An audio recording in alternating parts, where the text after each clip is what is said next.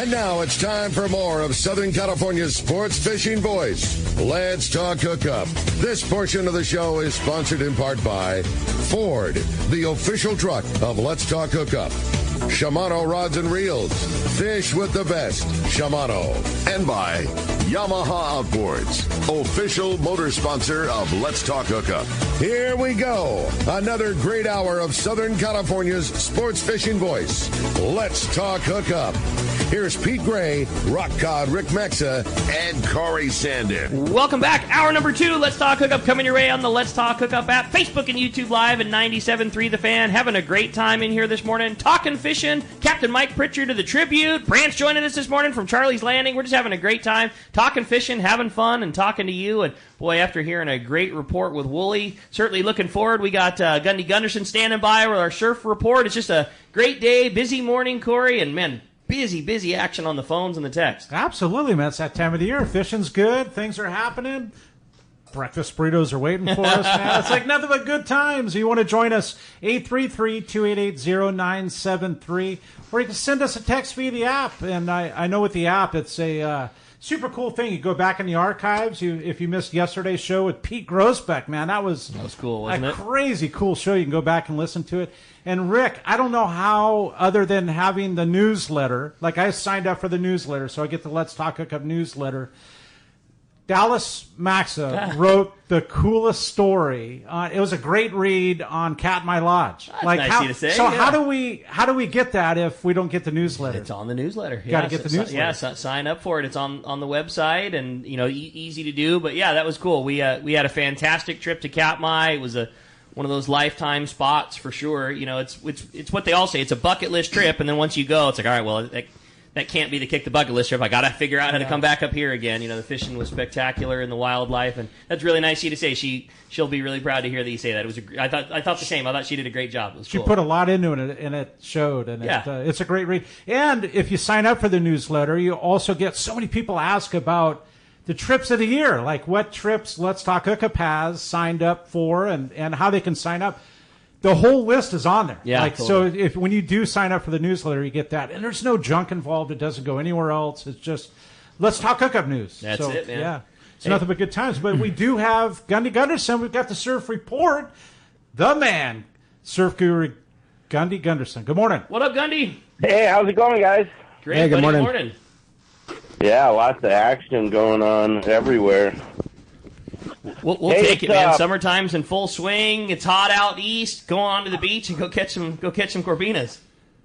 Yeah, that's the story. Solid corvina fishing. And, something that's interesting is, like, the best fishing is actually, I would say, from, Ventura, Oxnard, all the way down South Bay, Bolsa Chica, Huntington. The San Diego guys, it's been tough for those guys, and it's all about the conditions, and you guys know how it's been. It's like you get a little temperature drop, then you get some wind, and then you get a little swell, and then there's junk in the water, so it's, they had that derby down there off Pacific Coast, and that 5-pounder's probably going to win it. I think today's the last day.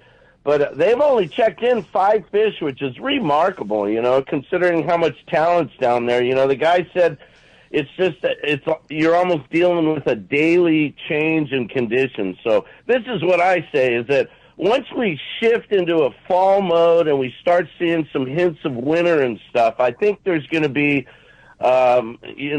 more consistent conditions, and I think that's when those fish are going to snap. It might be a short period of time, maybe a 4-week period, but if you're ready, you're on them, and that's what you got to do when you're a corvina fisherman, man. It's very challenging. The best corvina fishing was in that South Bay area. Very good fishing there. Hermosa, Manhattan, that stretch, Torrance Beach, El Segundo, all through there.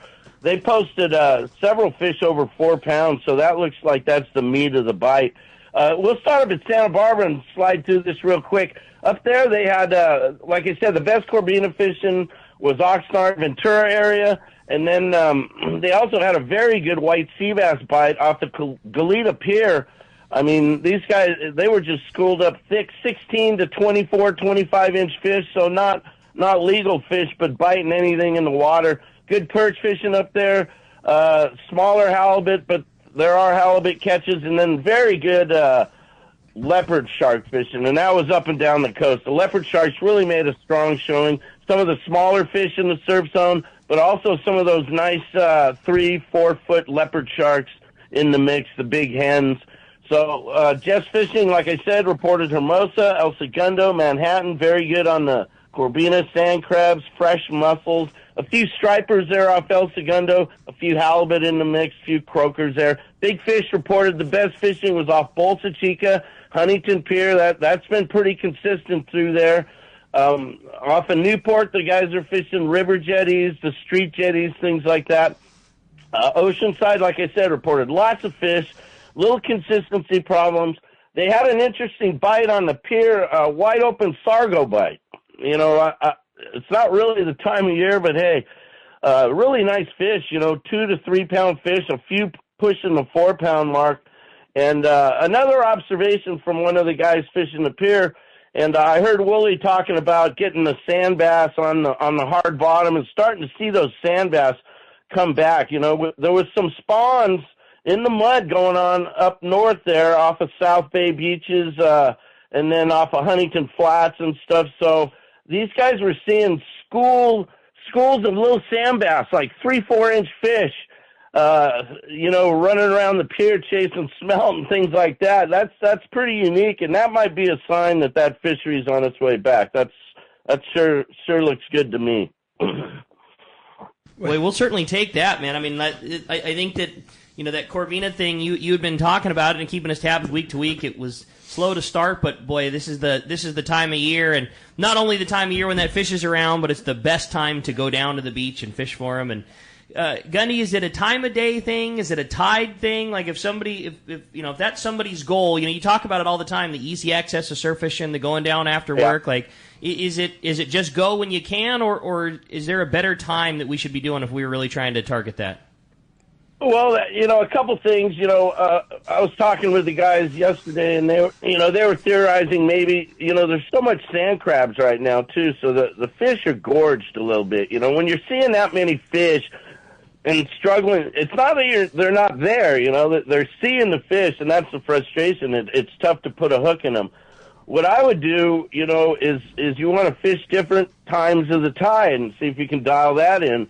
Or you switch from the sand crab to bloodworms or maybe ghost shrimps, something like that. Throw something different. Or even mussel. Mussel can be a really good Corbina bait. If you're near the pier pilings or something, you get some of those better mussels, and you also get better sand crabs. One of my buddies got a real nice fish off Doheny this week, and he went to the San Clemente Pier and made big chunky sand crabs and then brought them to Doheny. So there's little things you can do to try to make it a little bit better. But like I said, when we get into this fall and we get these kind of flat days and the weather, look for that bite to really go, because they'll feed before they go in the wintertime, and there's going to be a window where they're going to bite. Such an awesome report, Gundy. Best, dude. Always on top of it, and just, dude, you have all the info, man, from Santa Barbara to San Diego.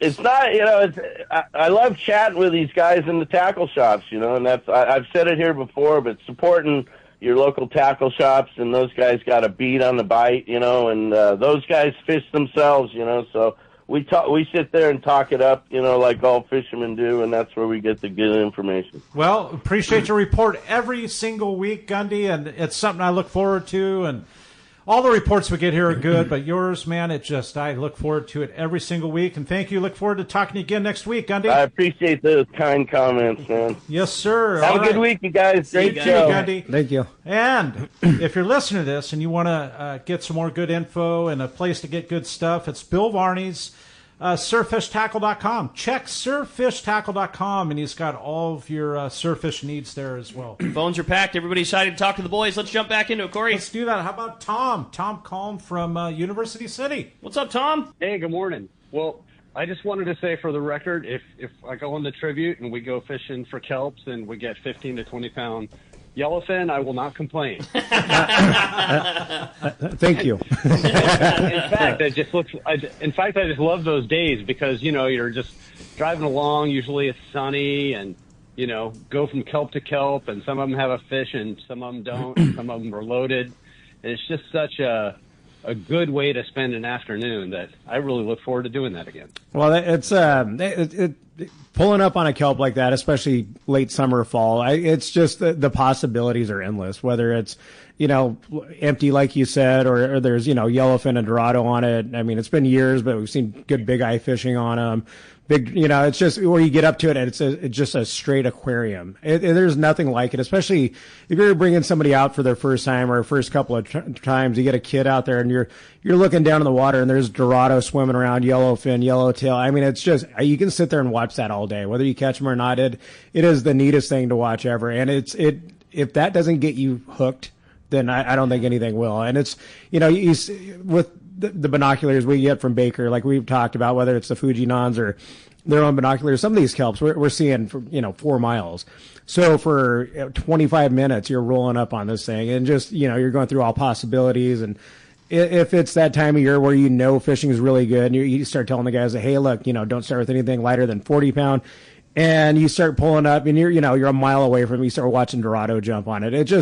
It's such a neat experience. And it's, big bluefin fishing is great, but there's something about just rolling up there. Your skin starts to crawl a little bit, and you're like, oh man, here we go. And, you got a bunch of guys back there chomping at the bit, and they're, watching the dorado jump. And it's a great experience. It's something that I look forward to seeing every time. How much has that changed the game for you driving a boat, now versus 20 years ago, when you can see a kelp literally at 4 miles? You can see fish jumping on it from a mile away. It's no problem. My mile's nothing. The distance that, and I'm sure everybody, I would pride myself on how good I could see out of my Baker 750s. I pick those things up now. I can't see anything out of them. This is not a thing. It's a complete game changer. I think when I first started using them on the Excel, we talked about this years ago, but I think I had a bird school at 13 miles. Pat Cavanaugh was running the boat, and he goes, if you see another bird school at 13 miles, don't tell me. Keep your mouth shut. It took so long to get there, and if the birds are moving,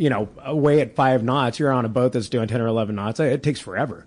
13 miles. 13 miles is by the time we got up to it. You're looking at frigates and, different birds, and I was up in the mast. But, you see just this little grainy thing on the horizon. And I'm like, that's a bird school. And a frigate could be a quarter mile up in the air or whatever. Yeah, right? There's such big birds, though. I mean, as you get closer, you realize there's boobies and everything else mixed in with them. But it's I remember it was Scott Mizell. He goes, I am not spending $5,000 on binoculars. And this is when, the original Stabbies came out. And I was like, I don't know. And I got a set of Frasers. And it was like, he goes, I'm not doing it. I'm not going to buy them. It's not worth it. It doesn't pencil out. And I drove around him, and he goes, where are you going? I'm like, there's a bird school 2 miles outside you. He goes, what? And then all of a sudden you look at it, and like we were talking about with Anthony, I don't even know. I have $40,000 worth of binoculars now. So that's something ridiculous. But how lucky are we to have Baker Marine right here in our backyard? And those, like we talked about, that deer that I shot a couple weeks ago, those new binoculars that they make, from their one-hand operation, they're light. But yeah, you can see things that 20 years ago would have been unheard of. You can basically see into the future. What they're doing now with those is like they're getting to the point where you're eliminating a spotting scope. You have a 14 power you can hold in your hands and still pick a hillside apart, but then you can just put it back into your pouch and keep walking away again. My buddy that I was hunting with, Brady Daniels, he gets his tripod out and his spotting scope. He goes, hey, come here, take a look at this buck. And I look at it and I hand him my binoculars, and he goes, oh. Yeah. I guess you don't need a spotting scope. Yeah, that's pretty cool.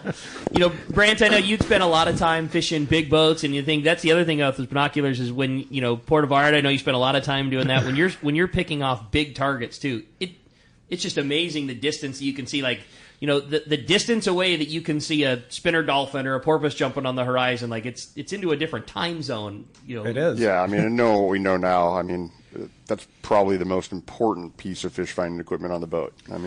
Certainly, if you're on a boat that is not at the level of having a sonar, it's the best fish finding tool that there is. It is whatever level a guy can do it at. Whether it be a pair of techno stabies or a or a periscope, whatever level you can, is realistic in your budget. It is a must-have. It's not a maybe think about it. It's a tool you got to have.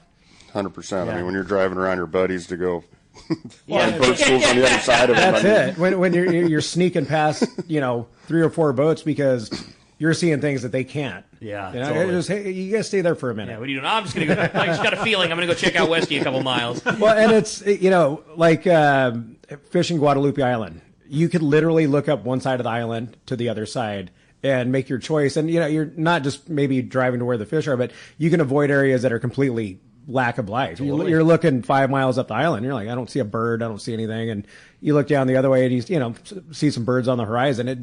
It's a game changer because if nothing else, it keeps you from going the wrong direction. Totally. That's a good call. Well, hey, the phones are packed up. Let's jump right back in, Corey. Let's do that. How about John? John calling from Dallas. Good morning, John. Morning, guys. I get excited when I listen to your show. But my question to Mike is, what's the difference between a day and a half trip to a day and 3/4 day trip? I don't know if anybody actually does a day and 3/4 anymore. What we did, and we were going to call it a day and 3/4 at first. It's a reverse day and a half. Instead of typical leaving at 7, 8, 9 o'clock at night and coming back, like if you leave on a Friday night, you're coming back Sunday morning. These trips are literally the same, or actually maybe a little bit less time. But you're leaving at 11 o'clock in the morning. You're traveling out. You might get some fishing time that afternoon. You're fishing all night, fishing the next morning, and then coming back in. It's just it seems like a much longer trip because of how much fishing time you get in, but it's really the same. Guys were doing a day and 3/4 for a while, and just leaving earlier in the day, and that's how they justified it. One neat thing about the reverse trips is you're fishing 12 hours, 2 calendar days, right. So you got to keep 2 days worth of limits. And That's huge. There's a lot of controversy. You guys are going, that's not, you can't do that. There's other boat owners going, it's illegal. And I go into Fishing Game and I buy our 2-day declaration. And it says, if you have 12 hours of calendar fishing on each day, which is easy to do after midnight. Right. And the first day you're leaving at 11 o'clock in the morning. And on a lot of these trips, you're fishing from 9 o'clock at night till daylight, and sometimes after that. I mean, there's a ton of fishing, and you're fishing on the way out, whether you can find a kelp and some yellowtail or something. And it's completely changed. And we've had a lot of trips where we had, 4 fish per person in literally a 30-hour time span. So it's bang for the buck. It's something, and that's kind of what guys would have originally called a 1 3/4 day, but we just call them a reverse day and a half. For whatever reason, people wouldn't book 1 3/4 days. Yeah, I mean, it doesn't sound right or something. You nailed it. I mean, that's it. You have to leave before noon on the departure day, and you have to return afternoon, on another day, and it's got to be 12 hours. You said it best. That's exactly what the law is. You got to have a declaration that says you were out for 2 days. All of it's easy to do, but that's what has to be done. Fishing Game looks at the paperwork. They look at your departure time, your return time. They stamp it. They okay it. Like I said, there's some other boat owners that argued it, and they're like, you can't do that. And I was like, you can. Yeah. I mean, it's kind of a loophole, but it's not. It's literally, it's what's written is, you leave before noon, you fish till midnight. There's your first day, and then you got midnight till noon, and you're fishing, coming back well after that. Most of these trips return at like 5 p.m. So sure. There's like I said, just a ridiculous. And if most people don't sleep on these trips.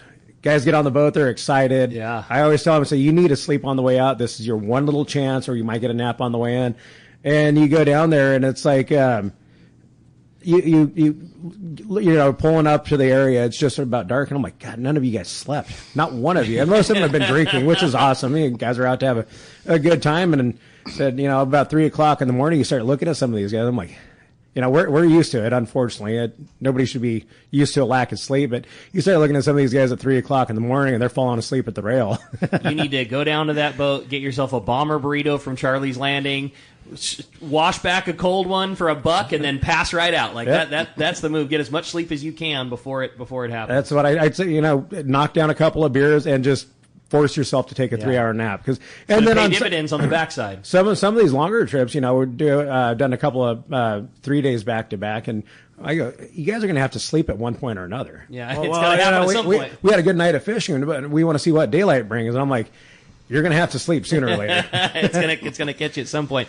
Brant, how does departure times affect you? I mean, you guys have done such a great job with Social Tap, but set hours. You don't have fishermen coming at all days and times. Like, how do you guys handle? What are the hours availability with fishermen wanting to be early and boats leaving, and you providing food for guys that are going on charter trips? How do you guys handle that with a different set of customers than what you're used to with your other successful locations with Social Tap? We work closely with Seaforth and understand kind of when boats are coming back in and leaving and stuff, and try to make sure we're staffed appropriately for kind of the expectations that we have. But it's always a crapshoot, to be honest. Like, we just got to be prepared for anything. And, and then when the whale watch boats go in and out, sometimes, we get 2 people from a boat of 100. Sometimes we get 50. And you just never know. Yeah, so totally. You just kind of play it by ear and roll with it. Holiday weekend, you might be, you prepare for a bunch and you get a whole bunch more than you thought, or vice versa. I mean, it's just the beauty of having success in the industry that you're clearly in makes that difference, I'm sure. Yeah, now that we've been open for a little over a year and stuff too, we get a lot of the marina traffic, the private boaters, and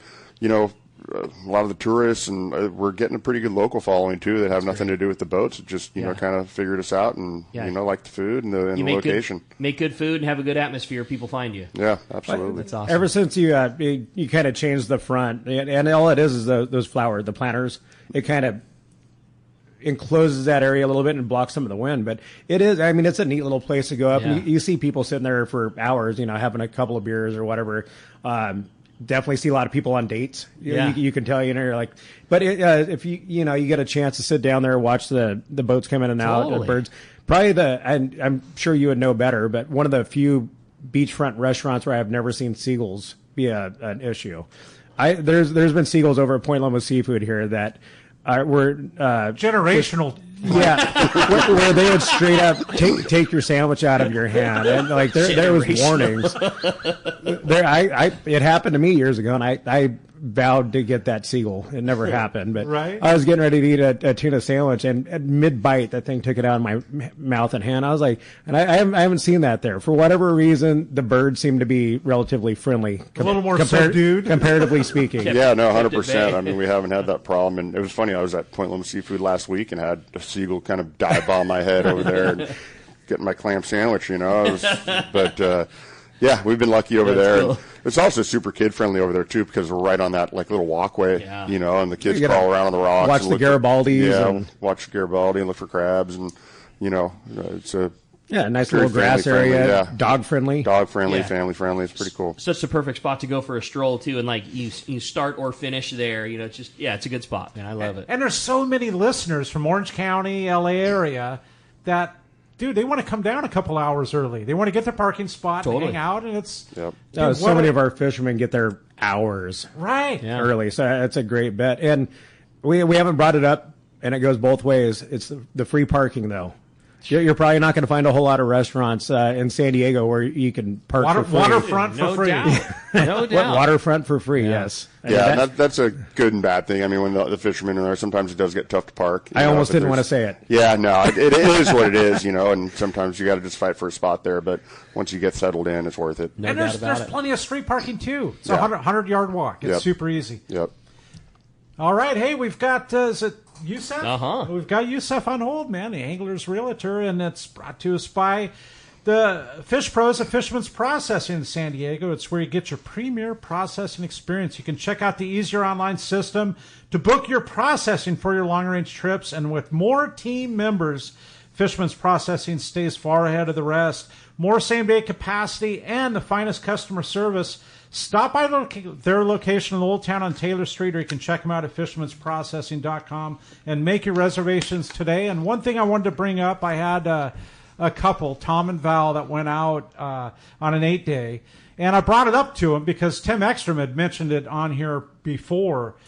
And they had like 3/4 of their fish frozen at Fisherman's Processing because Tim said, in 15 minutes, a piece of fish will be frozen. So it's so much cleaner to do it that way than it is to try to put 200 pounds of stuff in your freezer at home, and it takes 2 days for it to freeze. Well, and the middle of it is, frozen 3 days later. Yeah, exactly. Right, that's what I'm saying. So it's kind of an overlooked thing. 15 minutes is rad. Right? That's amazing. Yeah, if you're in a giant walk-in with big giant fans blowing cold air and everything is on its own bread rack and it's not stacked on top of each other, you're right. You take a bunch of fresh because in your mind, like, I want to get everything fresh. Well, you eat 2 or 3 meals and then the other 200 pounds just get stacked on top of each other like little Lego blocks in your chest freezer. Still trying to freeze 2 days later. Totally. Yeah. So it's something that's overlooked. Have Fishman's processing. If you know you're not going to divvy out half of it, then freeze half of it. Yeah, hey, take this one fish, keep it fresh. We're going to eat this over the next couple of days, share it with some friends. The rest of it, freeze that thing on up, and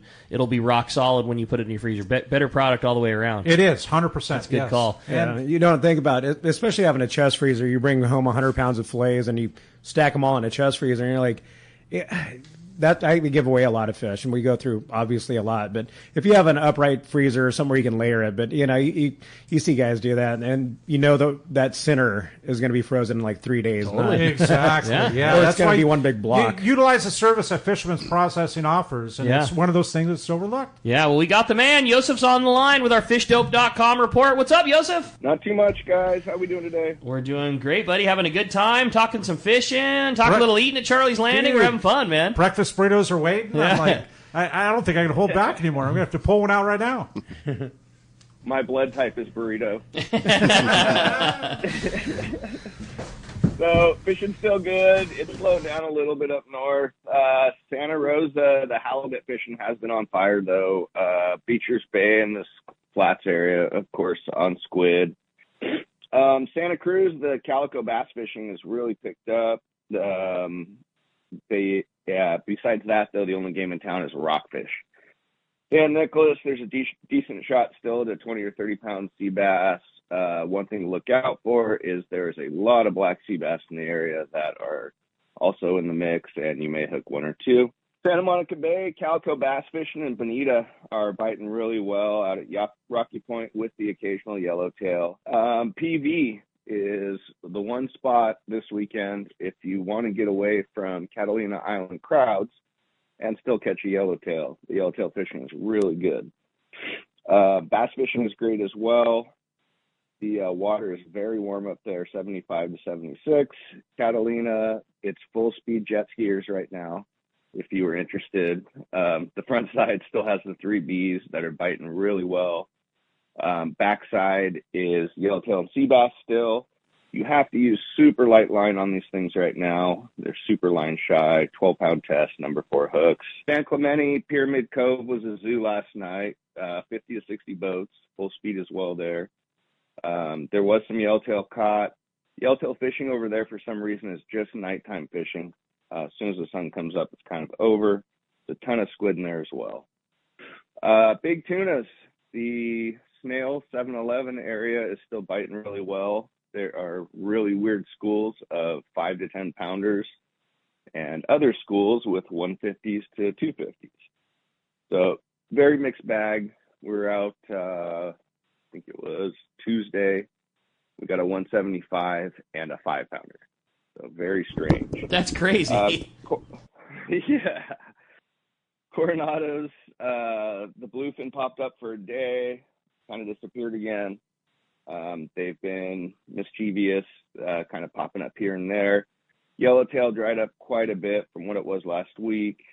It's just, it's the islands, man. It's really good one day, the next day it's off. Tuna yesterday popped up between the 371 and the 425. They foamed for a little while. Wasn't crazy or anything. Around 4 p.m., some guys did get them. There was nothing on the surface prior to that. That was the only real big pop-ups we heard of. Old Glory got a yellowfin yesterday, which is good news. That's a great sign. Talked to Danny a little bit about what's coming. He says there's kind of a big chlorophyll block down with some dirty water just above St. Quentin that's going to hold everything down here for a little while still. So who knows, maybe we'll have a really late season. Boy, we can handle that, man. Like yellowfin and Dorado. Yeah, if that stuff can come whenever it wants, as long as it hangs in. We have a nice get this thing rolling here in the later summer, early fall, roll it all the way through till December, we can handle that. There's been more than a couple times that Mike has talked about having, Thanksgiving tuna and then Christmas tuna. So we could go for a little bit of that action this year, Yosef. Our yellowfin fishing for several years was the best was December.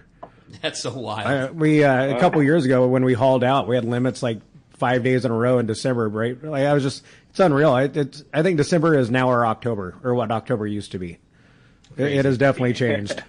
It has, yep. Well, Yosef, how about you? How's things changing in that real estate world? I know it's been a busy time, and a lot of hard work and a lot of things on the horizon. How's things going in your world? It's really starting to pick up. Getting lots of calls on listings now. Buyers that were sitting on the couch and not wanting to buy because of interest rates are starting to buy again.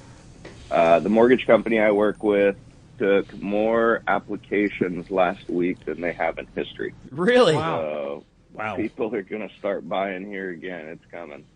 That's awesome. I've seen the pickup already, and I think over the next few months here, we hopefully get some bumps in interest rates and really gets our real estate market going again.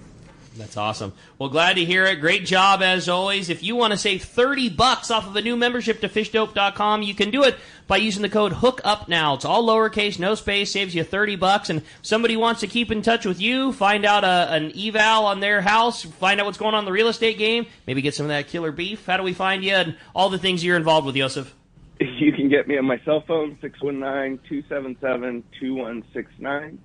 You can get a free home evaluation at SoCalHomeEval.com. You can also search for homes at Sportsman'sRealty.com. As far as the beef goes, just go to Nature Fed Beef. We have beef in stock if you'd like a quarter, a half, or a whole cow. And we deliver it right to your door as long as you're in Southern California. There it is. Great job, as always, Joseph. Appreciate it very much. We'll look forward to talking to you next week.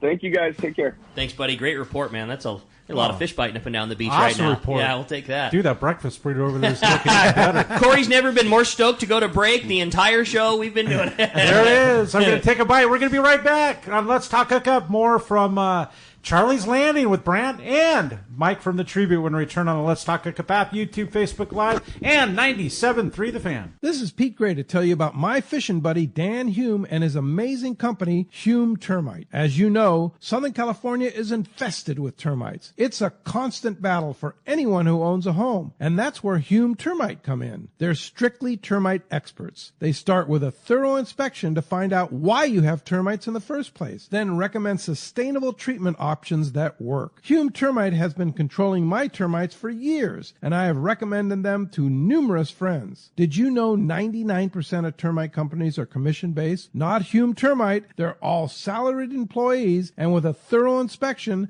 they'll help you solve your termite problems. Not sell you something you don't need. Let Dan and his crew earn your business through customer service and trust. It's swarming season, and now is the time to call Hume Termite at 760-598-2201. They'll come out and give you honest answers to solve your termite issues. Check HumeTermite.com. A top fleet and superb fishing is what Seaforth Sport Fishing in Mission Bay is all about. With free parking and fully stocked tackle shop, it's no wonder Seaforth Sport Fishing is a favorite among anglers. Come aboard top boats like the Aztec, Cortez, Endeavor, Apollo, Outer Limit, El Gato Dos, Pride, Tribute Pacifica, Pacific Voyager, and the Voyager. Plus, the new Seaforth, Sea-Watch, and San Diego offer the finest half and full day trips available. Seaforth Sport Fishing. For charters or regular open party schedule, check SeaforthLanding.com. Run by fishermen for fishermen in Mission Bay. One rod has set the standard for serious saltwater anglers worldwide, and that's CalStar. From the rugged dependability of the West Coast Series, the lightweight strength of the Graphiter, or the performance of the GG Series, all CalStar rods are handmade right here in Southern California of the finest materials and craftsmanship.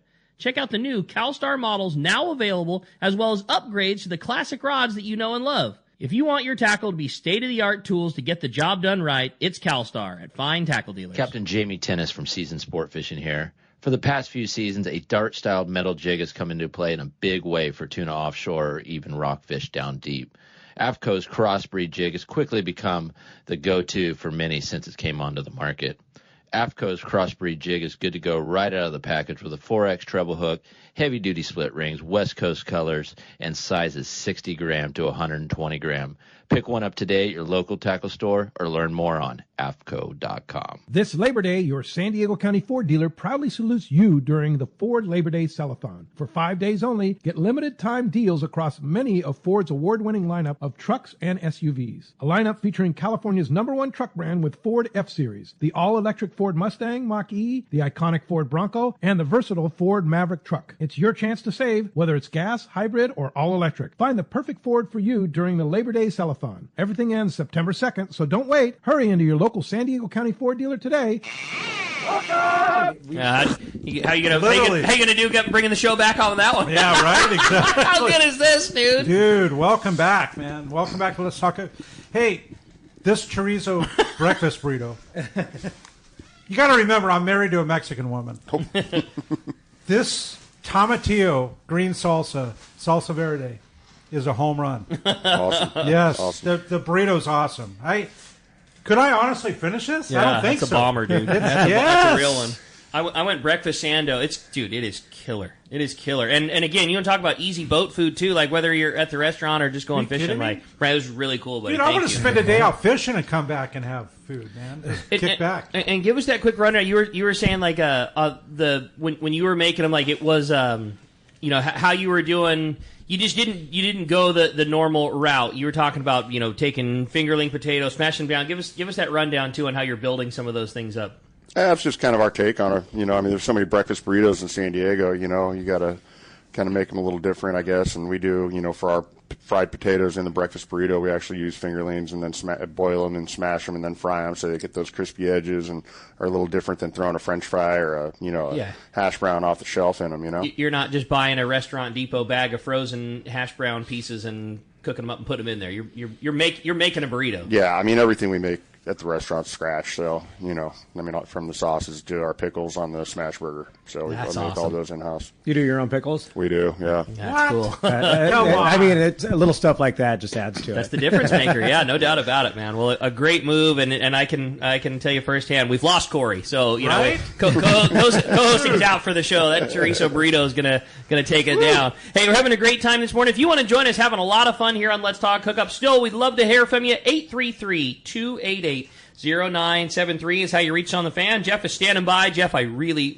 Jeff already told us he's a big fan of Social Tap, so you already know what's going down on this end, Jeff. I just wish you were here to hang and enjoy with us. We're having a great time here this morning. If you want to join us, we want to hear from you. Also, send us a text on that Let's Talk Hookup app. Some great texts rolling through. And Corey, let's just jump right back into those phones. Let's do that. And we're giving away a day-and-a-half trip on the Tribute too, which is kind of cool. That's, super kind of you for sure, Mike. How about some good opportunities? I think we've got him back on hold again. Let's try him again. Jim at National City. Good morning, Jim. Hey, good morning, guys. Mike, I've been fishing on your boat since you purchased it way back when, and the improvements you've done on that boat are just kept that boat at the top of the fleet. Thank you. Yeah, just awesome. But, the thing that's always impressed me about the Tribute is your crew, how you hold them together pretty much year after year. And, I know you had some operations on your shoulder, your knee, and you've always had a guy take your place that's been an excellent skipper and kept that boat at the top of the fleet. You had a guy on there, Nate, I think his name, a new guy on the deck. Was it Nate or Nick? Tall, thin guy from Temecula. He's still on the boat? We don't have a Nate or a Nick. Is he? Well, Tanner. Is he darker than average? I'm sorry, Tanner. Yeah, I'm sorry, Tanner. That's pretty close for me. Yes, Tanner. That's funny. Tanner's getting his license. A great guy. He's been with me for 3 years, and that'd be Tanner. That's awesome. The one thing you do again.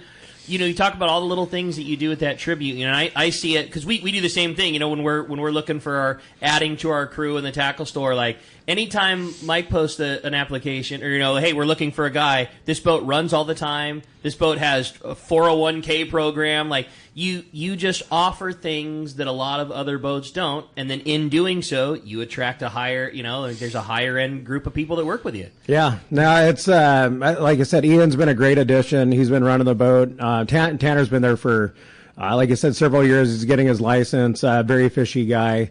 You got all of our crew. Daniel's in the galley, and you guys see the food pics, but we are. I'm very picky about how the boats ran, about how the crew acts, and it's kind of funny. You get some new guys that come from other boats, and they're like, man, that guy's really anal, and I'm like, that's how we do it. There's no option. Nobody takes off their own fish, and if you got a crew member over there and he's sitting on the other side of the boat, I'm like, what are you doing? He goes, well, I'm nothing. I go, that's the problem. Why you're on the wrong side of the boat? But that's one thing. Our food and our crew are things we can keep track of, and we can handle. Fishing is fishing. The boat cleanliness.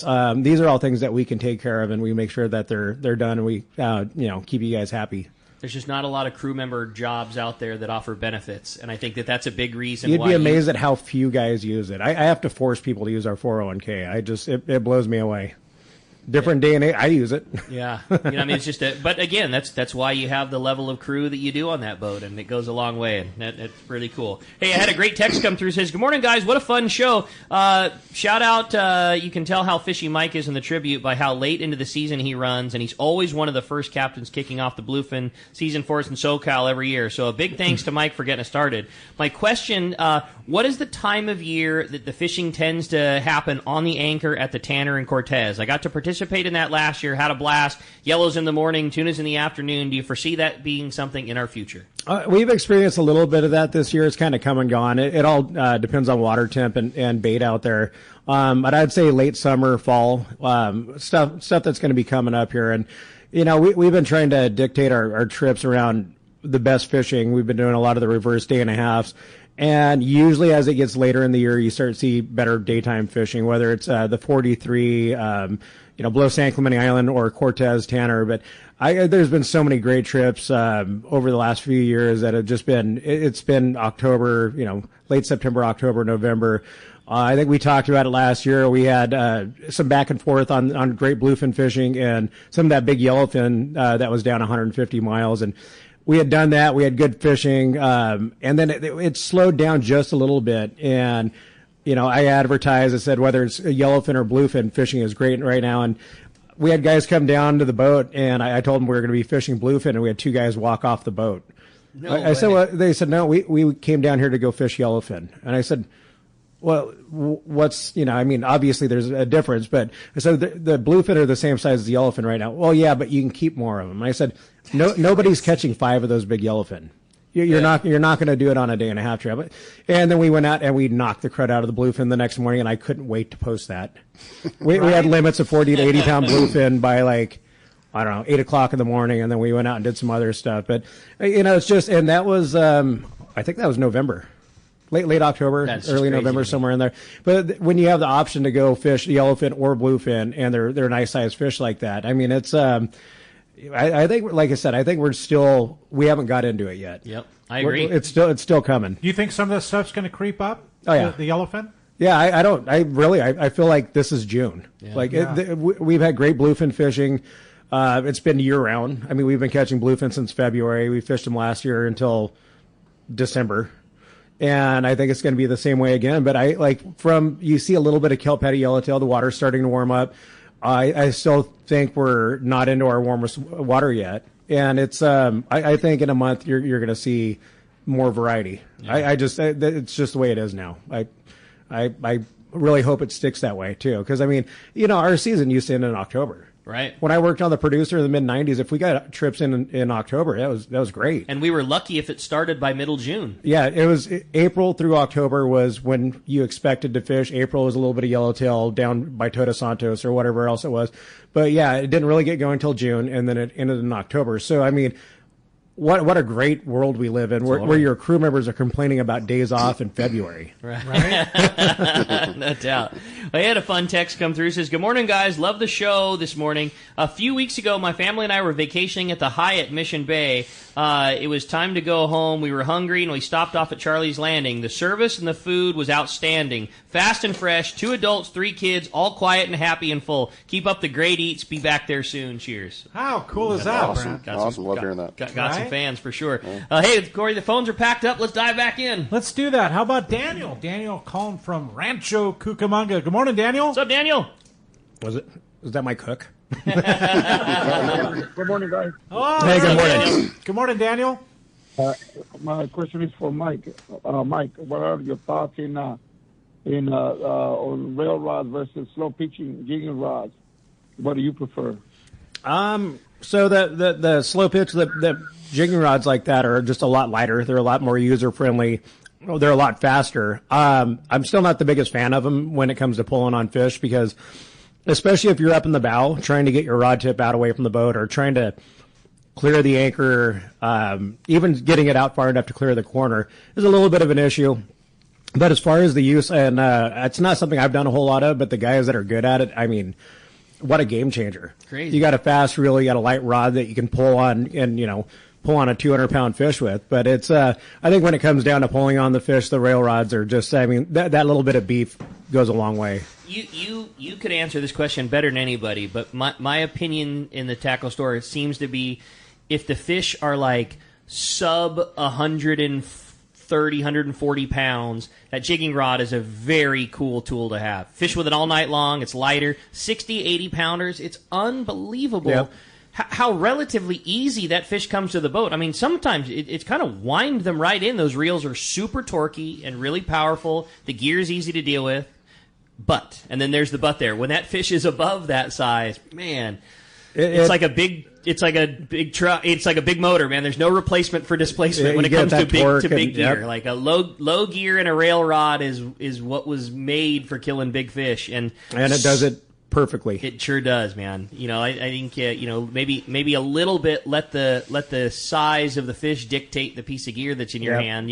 As you're adding to your arsenal. But there's a lot of guys that probably have that heavy rail rod outfit because we've been doing this now for 10 years on the Tribute and catching these big fish. And I think that for sure that jigging outfit has a place in your arsenal, but you just gotta treat it for the right situation. Yeah, and it's same thing, just the reel technology. You go from, you're trying to fish like a 30 wide or something all night and a big heavy rail rod, it beats you up.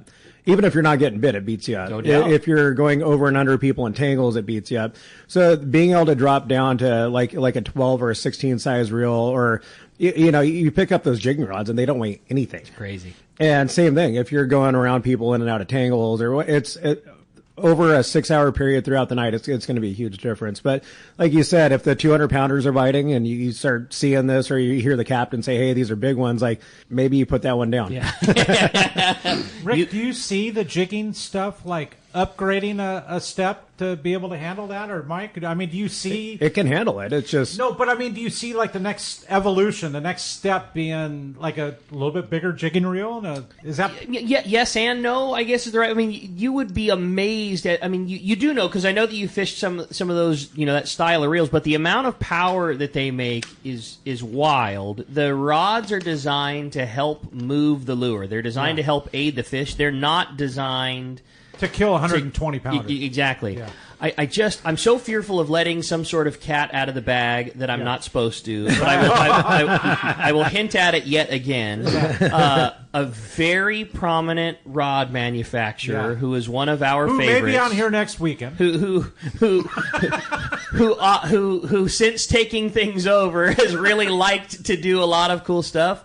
I just don't know if I should be saying this, but I'm going to anyways. They're on their 18th revision of prototyping a rod that might be in that world. Maybe you know what I mean? Like maybe next Saturday you could pull that up. And very, very cautious about doing it very right the first way, and and I'll just leave it at that. And maybe we'll let those people talk about it more if it's more appropriate. I'm probably not supposed to have said any of that kind of stuff, but I have a feeling that will be a really cool something that comes down the road. Good thing you can't look to see who's on next week. Yeah. Right? So pretty safe to say if you're a listener, next Saturday, you may just want to be tuning in. Yeah, tune in to when the CalStar guys are on.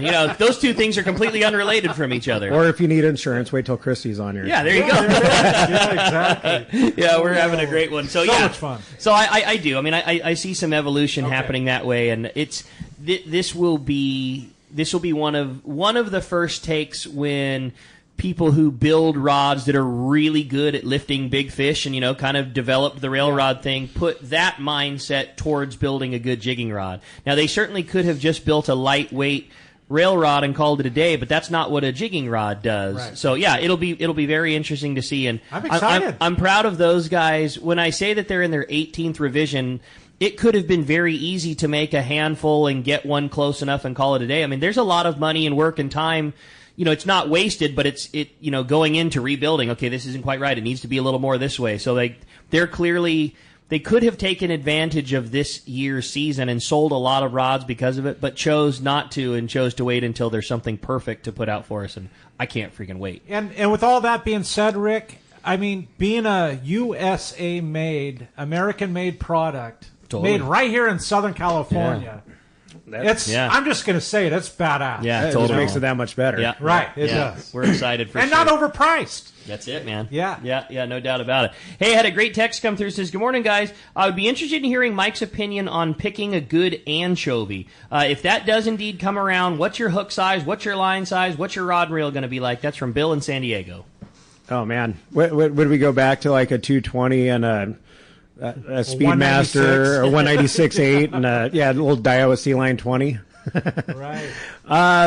You know what? If they're good anchovies, and it's we've seen a little bit of it lately, where you get a good 6, even 7-inch anchovy, just a big light green, something without a red nose on it, something that's not swimming in a corner. It's the same thing as picking a sardine.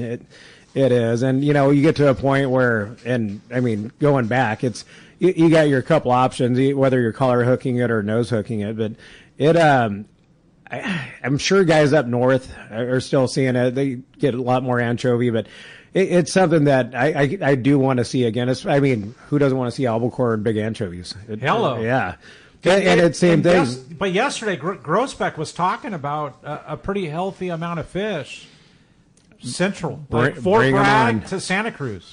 And that's where you come down to your. I mean, I'm pretty old fashioned when it comes to hooks, where you have your, number 4 mustad or just something. Whether it's an eagle claw, it doesn't have to be. If it's a good anchovy, it'll swim the hook. But I mean, there's so much more now between owner, Gamakatsu, and everything else, where you get a light thin wire hook that weighs nothing, and probably you're talking about an anchovy swimming that thing around for a couple of minutes. I'm sure it takes its toll on it, but it's just a different day and age of fishing. I remember the first time I saw sardines, I was working on a little charter boat called the Genie up in Port Hueneme. The captain, Dennis Evans, we went over to the bait receiver and he goes, what the hell is that? Right? I go, what? He goes, they're sardines. I go, yeah. And he goes, I don't know if rock cod will eat sardines. that was my first, and I was like 11. Yeah, that's cool. When it does happen, whether it be in the next couple of years, whether it be 20 years from now, whenever the cycle does come back around and we're fishing with Chove again, it will.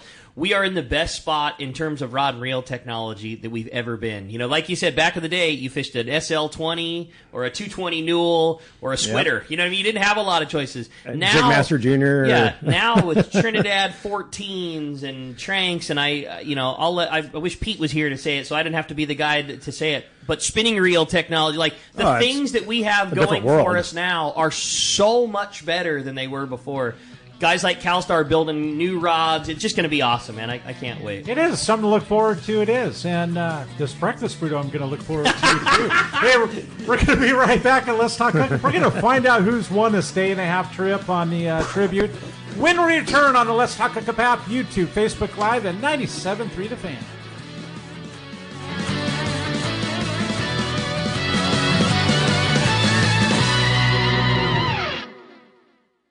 The fish are biting and it's time to go. Hi, this is Ben, and you will see me at my dad's shop, Dana Landing in Mission Bay, or maybe in front of the shop on my kayak. It doesn't matter if you are out there on a kayak with me, on your boat, headed out on a sport boat. Dana Landing has everything you need. We call it the one-stop shop for a great day on the water, because it truly is. Food, bait, tackle, beverages, and more. Our tackle shop, headed by John, is certainly one of the best. For freshwater tackle, nothing beats East County Bait and Tackle. These guys have the best rods and reels and the hottest lures and live bait. Our newest shop is Lemon Grove Bait and Tackle, with a great stock of both fresh and saltwater tackle right in the heart of Lemon Grove. ECBT is at the end of the 67 freeway on Mapleview and Lakeside. Lemon Grove Bait and Tackle, 94 to Broadway in Lemon Grove, and Dana Landing is next to the Dana Launch Ramp in Mission Bay. Check out DanaLanding.com for more details. Hi, this is Captain Ray Lopez, owner-operator of the American Angler.